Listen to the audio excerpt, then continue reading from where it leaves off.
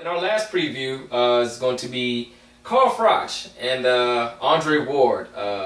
This is the final of the Super 6 tournament, which has been going on for about 10 years now. It seems that way, I know. And we're just glad that this thing is finally wrapping up, and we have a good final here.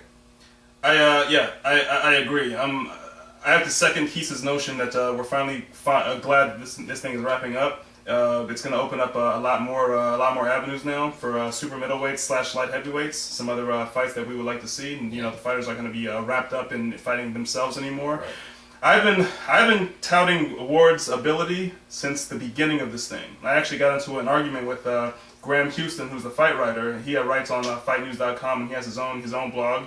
And, because I was telling him that that Ward was going to beat Mikkel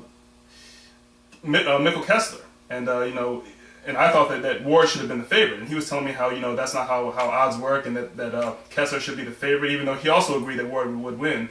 But all that just to say that I thought that Ward was going to win this thing, from the beginning. I didn't think that anybody in the contest was going to be able to handle Ward's grit. I thought that his determination, I thought that his athleticism and his skill was really second to none. Andre Durrell, he had pretty good skill, but he didn't really have the grit or the heart, or even the chin maybe.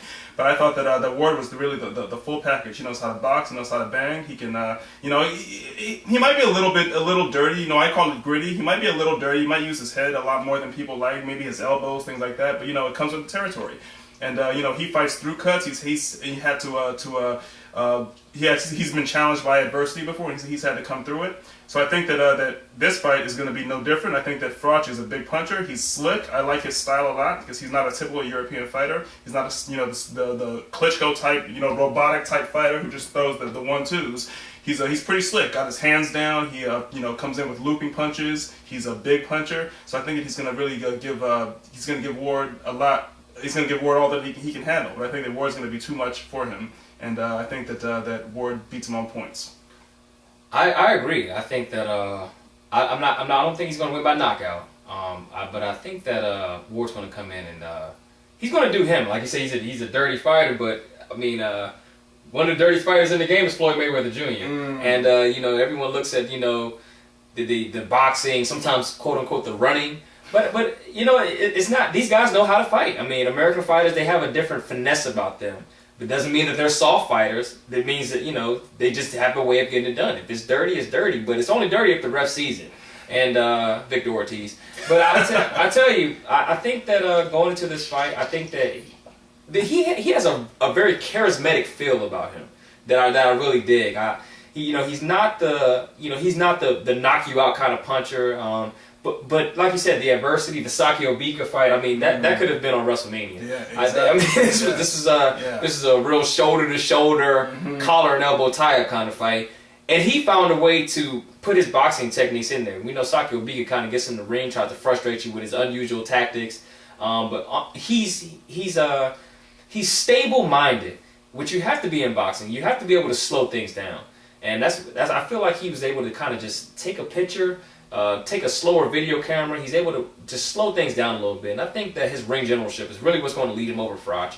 I think that Froch is a very good fighter. He's very slick. I think Froch's style may initially give Ward a little bit of a fit, maybe rounds 1 through 3 maybe. But I think once Ward kind of warms up to him, maybe lands a good solid punch here or there, starts to get his feet wet, notices that Froch really can't hurt him, I think that Froch is in for a long night.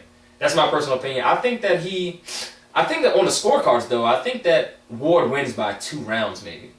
I think that it's going to be closer on the cards than it is in the ring. It appears, right. Exactly. Yeah. So that wraps up our preview segments. Please, fans, let us know what you think. Check us out on roundabout.com. Also follow us on Twitter at roundabout. That's ROUNDOBOUT. I'm Keys103 on Twitter. We're here. Just follow us. Send us some footage, some feedback. Let us know what you think. Give us comments. Yeah, let us know what you think about the site. Let us know what you think about what your perspectives are on Pacquiao Marquez. Let us know what you think about Ward Froch. Let us know what you think about the big one, the Capital Showdown, Amir Khan and Lamont Peterson, and also Seth Mitchell and Timur Ibragimov. That's right. So until next time, hopefully we'll have more members of the Sweet Science Boxing panel here.